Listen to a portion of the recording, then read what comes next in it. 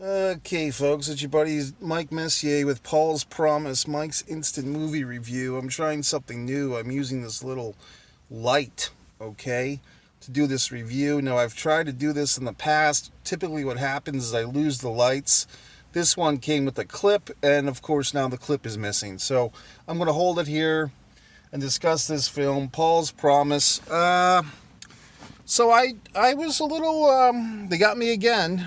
Once again I go see one of these movies. It turns out to be a Christian movie. That's fine, but it's one of those like somewhat because the trailer, the preview that I saw a few times made me think this was more like a civil rights type of movie. But I see a lot of movies. I see a lot of previews. Sometimes I get things mixed up. I know that Till is playing. That's a big civil rights movie. This movie is about the same time period. I was a little unclear, and it's based on a true story. The Paul's Promise, also based on a true story. Uh, Interesting movie. Well acted. You know me, folks. I'm a finicky little fuck, and I will pull out things that I see and discuss them that maybe other people wouldn't notice, but I do. And I really, what kind of threw me at the beginning of this movie, first couple of scenes or so, was the time thing.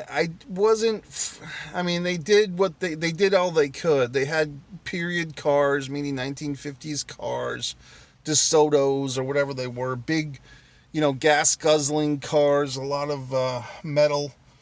Um, they had that going on. They did a fairly good job with the costumes, but there was a couple of characters, specifically Will in the flashback. His haircut looked very contemporary to me.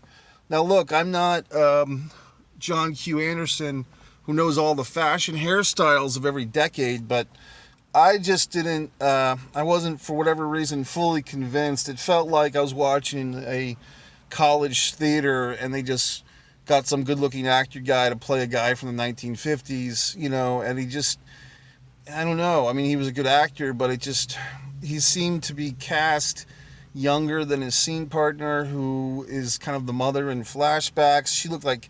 That actress looked like she was wearing a wig in the flashbacks. Now, the current time, so this movie has like two time periods at least. So it's like the 50s and maybe like the 1930s, something like that.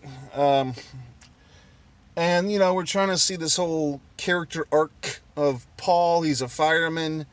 He's dealing with his racist fireman buddies. One of them, I believe it was Dean Cain, Mr. Superman himself. Clark Kent was in this thing. Uh, you know, and then he's got this childhood friend who he let down decades ago when the childhood friend, who is black, was getting chased and threatened and stoned by these bullies. Yeah. So Paul has lived with that shame. He's lived with struggling with alcohol his whole life. His wife likes a good glass of wine. She's kind of like a saucy Italian-looking lady. And Paul is just, our troubled hero. What's he going to do? So, and what is Paul's promise, you might be wondering? Well, it turns out during the course of events, we find out that Paul's mom, who's also a strong character, good actress, played the mom for the most part in the modern scenes. Very good. She has a car accident towards the beginning of the film, and it's revealed that, spoiler, she has the big C, cancer. Now, most of us can remember and experience, they're not too happy, where someone close to us had some type of cancer. It's horrible. And especially back in the 50s, you really just didn't survive. And that's kind of the diagnosis for our mom here. And it's basically she's given a week to live. Now, in the week, she's committed that she's going to save the soul of her son, or lead her son, who's probably about 40 years old now, to Jesus Christ. Like, she's going to provide that as her mom's final victory, because Paul has always struggled with his faith, or his lack thereof, because of all the things we've mentioned. His abusive, alcoholic father, his shame from not protecting his friend, the fact that he works with all these firemen that are low-key bigots, possibly even worse. So, very interesting stuff, very multi-layered. Once again, I'll pick out shit that most people won't. 9 out of 10 viewers won't see this stuff, but for instance, a lot of the characters were wearing blue jeans in this movie. I don't know if that was really the day-to-day fashion back in the 1950s. From other movies and TV shows I've seen, it seems like, proper dress slacks or something like that was more common than jeans. Jeans were something maybe just worn by cowboys in the old west or something. So a lot of characters wearing jeans, and then I can see on the back of their jean buttocks they have the old red tag, which was probably like a Levi's tag or some other brand of jean. And I know Levi's have been around forever. I don't know if they've had that red tag forever, but there was something about the jeans. They felt like they were just too contemporary. Okay, so I felt like the costume company, or not the company, but the costume designer for this movie probably had a limited budget, and they did what they could. I mean, this movie is interesting because I felt like it was kind of a low budget affair, just because of the lack of big name stars. No offense, Dean Cain. But at the same time, there was fires in this movie.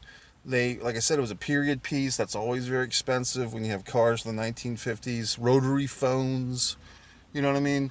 All types of elements that they did do a good job, but I'm just such a expert on all this stuff. If you've been following my career, MikeMessier.com, my film book, Disregard the Vampire, a Mike Messier 13 award-winning documentary, you can watch right here and subscribe to Mike Messier YouTube channel.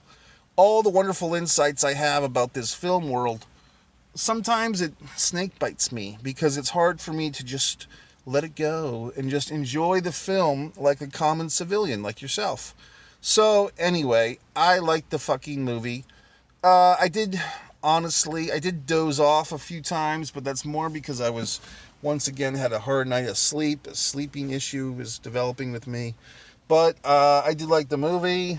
There was some women, elderly women, in the theater. They all seemed to be all over this movie, like white on rice, or brown on pudding, whatever the fuck you want to call it. They were all into it.